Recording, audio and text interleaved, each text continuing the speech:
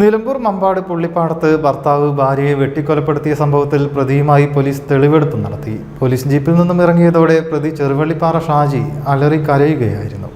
നിലമ്പൂർ CIയുടെ നേതൃത്വത്തിൽ ഏറെ പാടുപെട്ടാണ് പ്രതിയെ വീടിനുള്ളിലേക്ക് കയറ്റിയത്.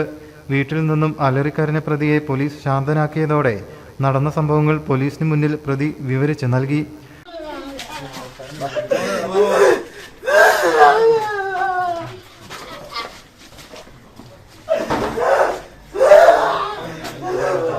അടുക്കളയിൽ നിൽക്കുകയായിരുന്ന ഭാര്യ നിഷാമോളെ കത്തികൊണ്ട് പിറകിൽ നിന്നും 4 തവണ വെട്ടിയെന്നാണ് മൊഴി നൽകിയത്. വെട്ടാൻ ഉപയോഗിച്ച കത്തി വീട്ടിൽ നിന്നും കണ്ടെത്തി. മലപ്പുറത്തു നിന്നും വിരലടയാള വിദഗ്ധരും ഫോറൻസിക് സംഘവും സ്ഥലത്തെത്തി പരിശോധന നടത്തി. Nilambur CI AN Shaju, SI Thomas കുട്ടി എന്നിവരുടെ നേതൃത്വത്തിലുള്ള പോലീസ് സംഘമാണ് പ്രതിയുമായി തെളിവെടുപ്പ് നടത്തിയത്.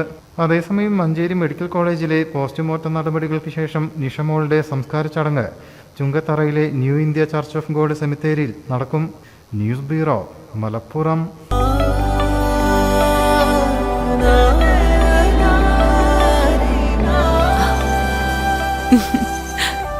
ആചാരങ്ങളും ആഘോഷങ്ങളും പലപ്പോഴും പലതാണ്.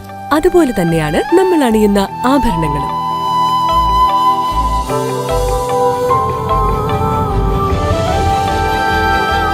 ജീവിതത്തിലെ ഓരോ നിമിഷങ്ങളും അവിസ്മരണീയമാക്കുന്നു ആസാദ് ഗോൾഡ് ആൻഡ് ഡയമണ്ട്സ്.